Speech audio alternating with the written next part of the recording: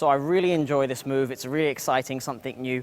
For this move, let me put a warning out there. You really need to be nice and warm before you try this move because it does take some flexibility. It takes some real deep bent knee movements. It uses a lot of muscles. It's great for toning up your legs, and it's also a really fun move to do. So the forward drag, what is it? Literally what it says on the tin, you're going to be dragging one of your feet behind you. For this small demonstration, I'm going to drag my right foot behind me. And it's going to place down it starts off very similar to a T-stop. The major difference between a T-stop and the drag is that you'll be dragging your boot across the ice, not the blade. I see a lot of people trying to drag and they come to a stop very quickly, and you can even see I've built up all this snow on the ice. I want to try and not build up any snow on the ice whatsoever. So how do we combat that?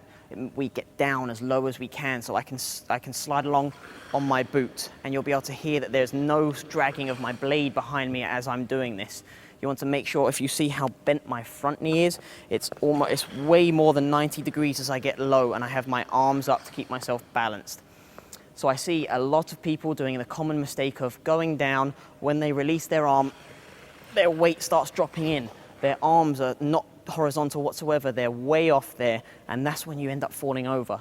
You want to try and concentrate on keeping your arms and your shoulders completely level at all times. I know it's very, very tempting to try and lean into it as that foot's gone down because you've got this right foot's just gone away from you, so you've got no weight over there.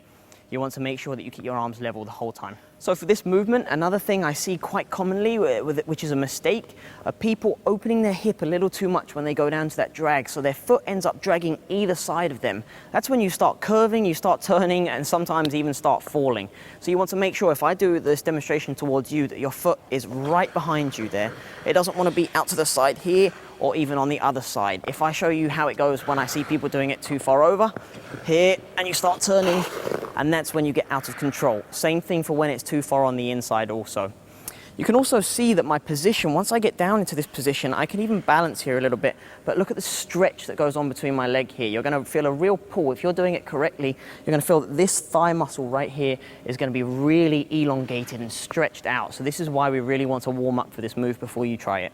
So one thing I would say to make this move as easy as possible for you is to concentrate on what your head and your chest is doing. If these are in a neutral, straight and strong position, then you're going to have a much easier time with this move. If you're coming down here and your chest is over and your head is down, you haven't got a balance point. If you look straight ahead, then you can use maybe the barrier to keep your balance level as much as possible. So try and keep your eyes up, your chest up and your core strong in order to get a nice, strong, comfortable, balanced move.